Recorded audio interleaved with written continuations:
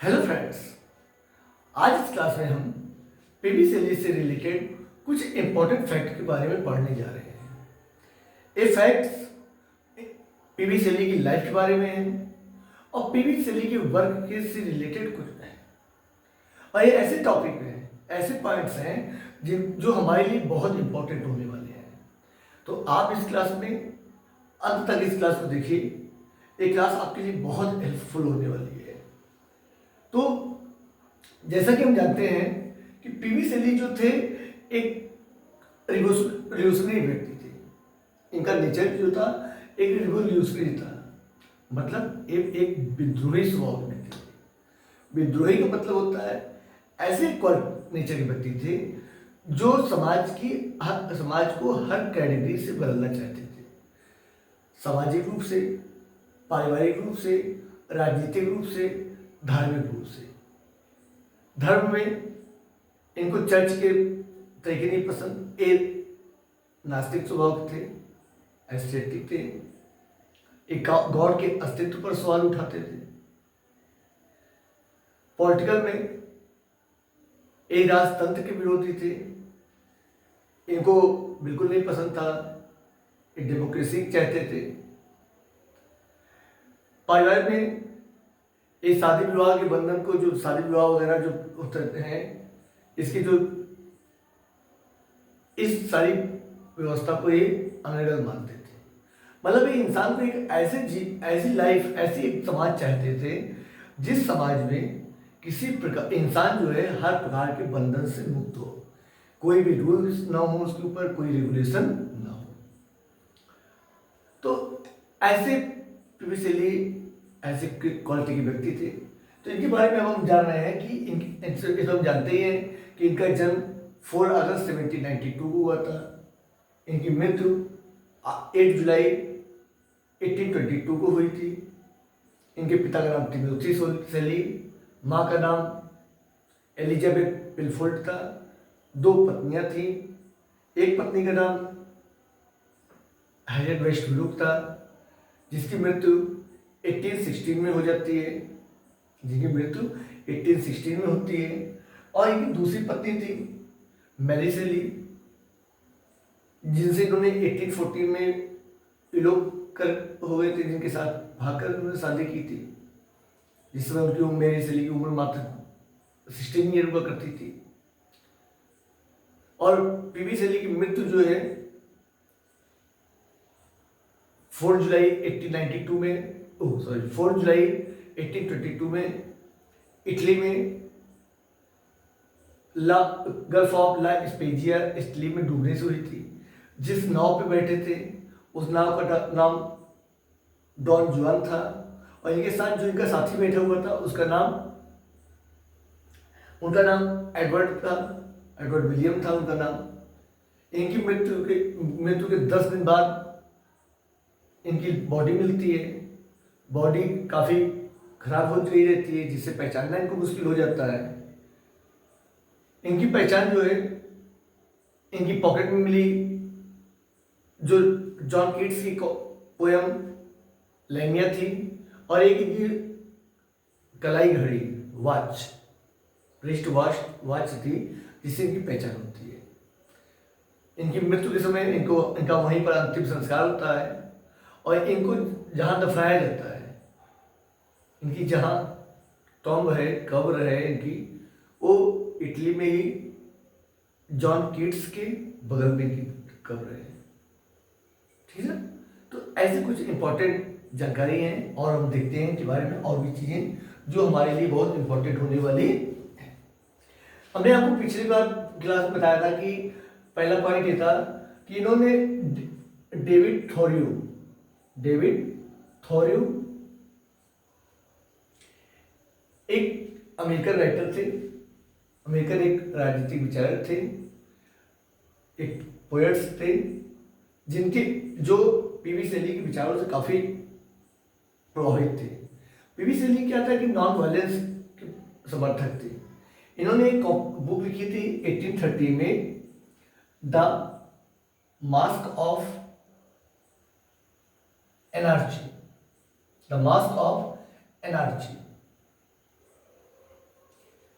जो कि पूर्णतः नॉन वायलेंस पर थी। तो पीवी शैली के माध्यम से प्रभावित हुए डेविड थॉरियो, और डेविड थॉरियो से प्रभावित, इनके विचारों से प्रभावित हुए गांधी जी। जो हमारे महात्मा गांधी जी हैं वो प्रभावित हुए इनके विचारों। तो इस तरह जो है डेविड गांधी जी पीवी शैली के माध्यम से भी प्रभावित थे, क्योंकि पीवी शैली के विचारों से एक प्रभावित थे और इनके विचारों से गांधी जी प्रभावित थे। ठीक है, तो इस तरह जो है गांधी जी पर भी पीवी शैली का कुछ प्रभाव पड़ता है, क्योंकि गांधी जी भी नॉन वायलेंस के समर्थक थे और पीवी शैली भी नॉन वायलेंस के समर्थक थे। दूसरा इंपॉर्टेंट फैक्ट ये है इनके लिए, दूसरी इंपॉर्टेंट फैक्ट इनके लिए ये है कि 1812 में इन्होंने अपने आप को पूर्णतः वेजिटेरियन घोषित कर दिया था, वेजिटेरियन बना दिया था। मतलब देख जानते हैं आप कि क्रिश्चियन, इंग्लैंड वगैरह यूरोपियन देशों में नॉन वेजिटेरियन होना तो नॉर्मल बात है, वहाँ तो सभी नॉन वेजिटेरियन होते हैं। लेकिन हमने आपसे बताया ना कि ये हर प्रकार की व्यवस्थाओं से अलग थे। जो यूरोपियन कल्चर था उन कल्चर से काफ़ी अलग थे। तो ये यूरोपियन कल्चर के अपोजिट इन्होंने अपने आप को 1812 में अपने आप को पूर्णतः वेजिटेरियन घोषित कर दिया, कन्वर्ट कर दिया। इन्होंने जीवन में फिर दोबारा कभी नॉन वेज का यूज नहीं किया। तीसरा इंपॉर्टेंट फैक्ट इनका ये है कि इन्होंने एक बुक लिखी थी, पोइटिकल ऐसे, पोइटिकल ऐसे, जो कि 1811 में गायब हो गई थी, लॉस्ट हो गई थी, और दोबारा ये जो है 2006 में मिलती है। 2006 में पोइटिकल ऐसे की एक बुक है जो कि 1811 में इन्होंने लिखा था, और फिर उसके बाद ये गायब हो गई, बिना पब्लिश हुए गायब हो गई थी। इनके हाथ से इनकी जो मैन्युस्क्रिप्ट थी वो गायब हो जाती है, और एक बुक जो है दोबारा 2006 में दोबारा मिलती है। ठीक है ना, इसके बारे में दोबारा जानकारी मिलती है कि मतलब इसके बारे में इसकी खोज जो है 2006 में होती है दोबारा। उसके बाद चौथा इंपॉर्टेंट फैक्ट ये है कि ये जो है जो ले हंट की एक मैगजीन थी, द एग्जामिनर, द एग्जामिनर, एक उसमें आर्टिकल भी लिखा करते थे, आर्टिकल भी लिखा करते थे। उसके अलावा ठीक है ना, आर्टिकल भी किसने लिखते थे, द एग्जामिनर मैगजीन थी, उसमें भी जो कि ले हंट की थी, और ले हंट के बहुत क्लोज फ्रेंड थे, और उनमें जो है एक लिखा करते थे एग्जामिनर आर्टिकल। अगला ये है कि इनकी जो द डिफेंस ऑफ पोइट्री है, द डिफेंस ऑफ पोइट्री,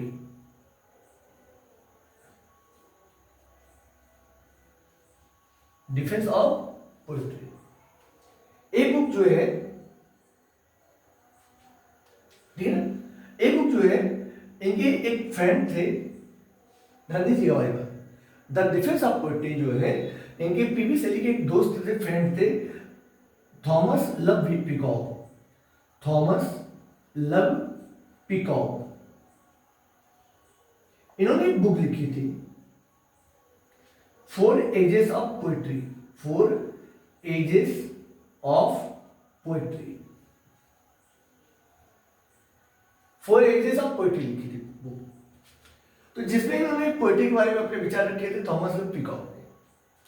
उन विचारों से, उनके विचारों से पीवी शैली एकदम असंतुष्ट थी, और असंतुष्ट होने की वजह से तो इन्होंने उसी की रिव्यू में इन्होंने एक अपनी बुक लिखी, the defence of poetry, the defence of poetry.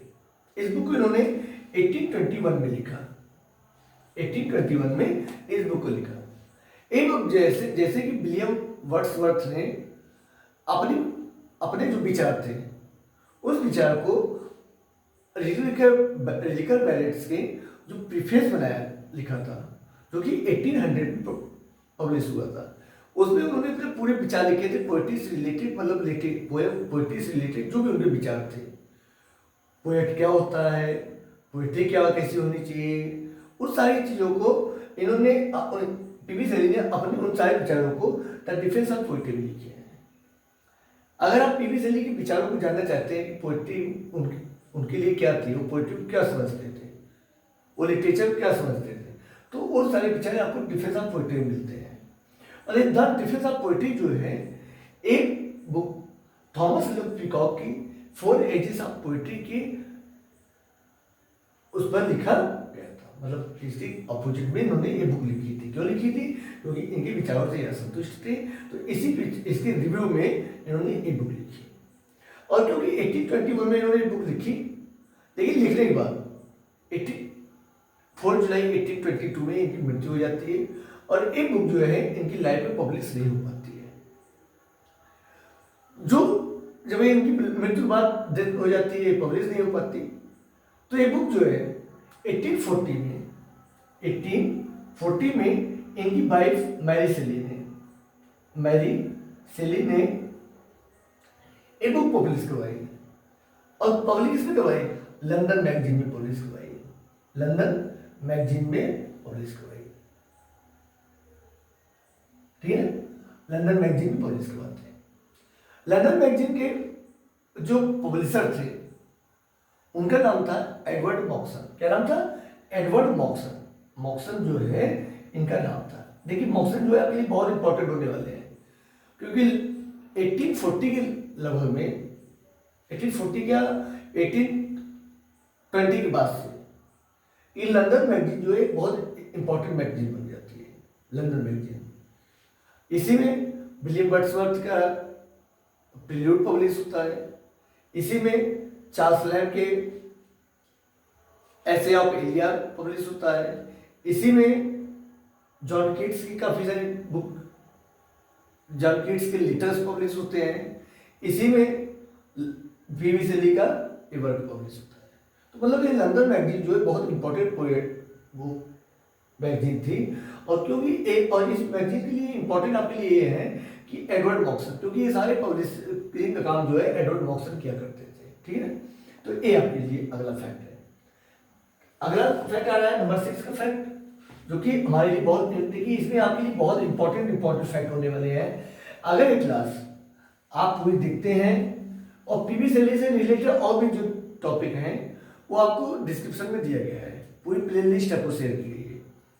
आप देखेंगे आपको काफ़ी इंटरेस्टिंग लगेगा, काफ़ी जानकारी मिलेगी, काफ़ी हेल्पफुल होने वाली है। ठीक है, और दूसरी चीज़ ये है कि इस क्लास को आप देख लेंगे तो उम्मीद है हमको ये है कि आपको जितनी भी बुकें हैं, जितनी भी बुक पढ़ रहे हैं, आज तक आपने जितनी भी जानकारी ली है, वो सारी जानकारियाँ आपको इस क्लास में मिलने वाली है और उससे कुछ आपको एक्स्ट्रा भी जानकारी यहाँ पर मिलेगी। ठीक है ना, जितने भी सोर्सेज हैं हर चीज़ से यहाँ पर मिलने वाली है। अब अगर देखिए अगला इसके लिए इंपॉर्टेंट चीज़ आपके लिए ये है कि शैली ने अपने जीवन में लाइफ में 18 सोनेट पब्लिश की थी। 18 सोनेट लिखी थी। कितनी सोनेट लिखी थी? 18 सोनेट। कुल मिला के इनकी लाइफ में इन्होंने अपने करियर में 18 सोनेट को लिखा है। अगला चीज ये है 7 कि जैसे इनका जो था द डिफेंस ऑफ पोइट्री,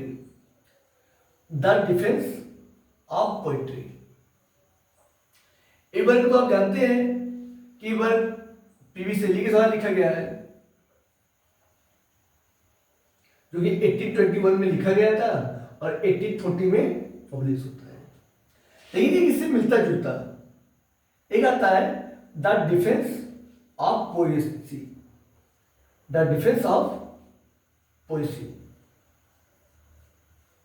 ये वर्क जो है सर फिलिप सिडनी के द्वारा लिखा गया था। सर फिलिप सिडनी के द्वारा ये वर्क लिखा गया था। ठीक है, और सर फिलिप सिडनी जो थे एक एलिजाबेथन एज के राइटर थे। ठीक है ना, मतलब ये शेक्सपियर के समय में थे। सर फिलिप सिडनी एलिजाबेथ और यूरोपियन एज का पोएट रहे, तो इन्होंने the defence of Poaceae work लिखा था। मतलब ये दोनों वर्क जो है, बस एक पोइट्री और पोएसी का फर्क होता है। ये दोनों, मतलब अगर भी आपसे पूछा जा सकता है कि the defence of poetry topic से, मतलब द डिफेंस ऑफ पोएट्री किसने लिखा था। तो ये चीज़ आपके लिए कंफ्यूजन बन सकता है, क्योंकि द डिफेंस ऑफ पोएट्री तो इनके बारे में को आपने पढ़ा, अगर आप ये चीज़ नहीं जान रहे हैं सर फिलिप सिडनी के बारे में, तो आप जाहिर सी बात है कि जब आपको मिलेगा, अगर ये दोनों ऑप्शन आपको दे दिया गया, तो इसमें आपको, क्योंकि अगर आपने ध्यान नहीं दिया तो आप तीसरे इन्हीं को लगाएंगे। लेकिन क्या ध्यान दीजिएगा, इन्होंने द डिफेंस ऑफ पोएट्री लिखा था और इन्होंने the defence of Poaceae work लिखा था। ठीक है, अगला इंपॉर्टेंट फैक्ट 8 और 1 नंबर पे हमारा जो इंपॉर्टेंट फैक्ट आ रहा है, इनको रॉबर्ट साउदी जो कि पोएट लॉरेट भी हुआ करते थे, पोएट लॉरेट भी हुआ करते थे। इनकी मृत्यु के बाद ही पीवी सेली रॉबर्ट साउदी की 1843 में मृत्यु होती है। इनकी डेथ जो है 1843 में होती है डेथ, और इनकी मृत्यु के बाद ही विलियम वर्ड्सवर्थ को पोएट लॉरेट बनाया जाता है। 1843 में इनकी मृत्यु होती है, डेथ होती है, तब इनकी डेथ के बाद, रॉबर्ट साउदी की डेथ के बाद विलियम वर्ड्सवर्थ को पोएट लॉरेट बनाया जाता है। इन्होंने एक वर्ड कॉइन किया था, सैतानिक स्कूल। इन्होंने एक वर्ड कॉइन किया था इन्होंने, सैतानिक स्कूल। जिस सैतानिक स्कूल में एक वायरन और सेली को, इनको जो है इस सैतानिक स्कूल के सैतानिक पोएट माना करते थे। मतलब इसका मतलब होता है स्पिरिट ऑफ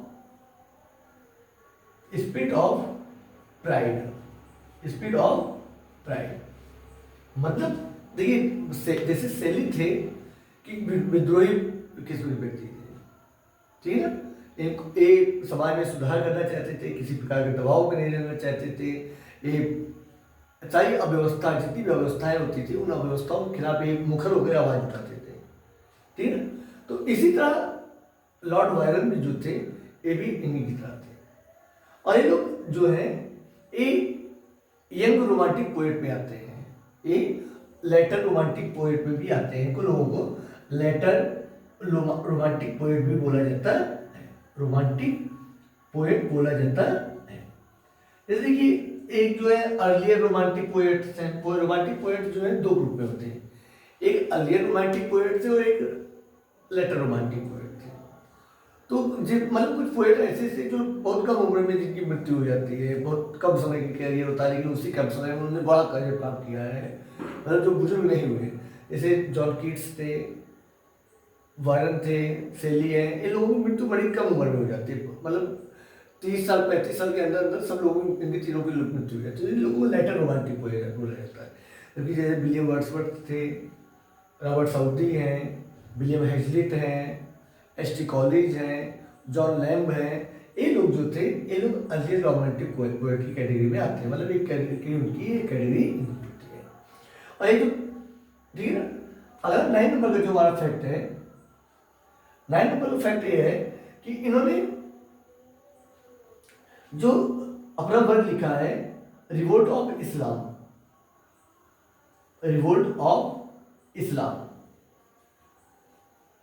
इस वर्क को इन्होंने मैरी सेली को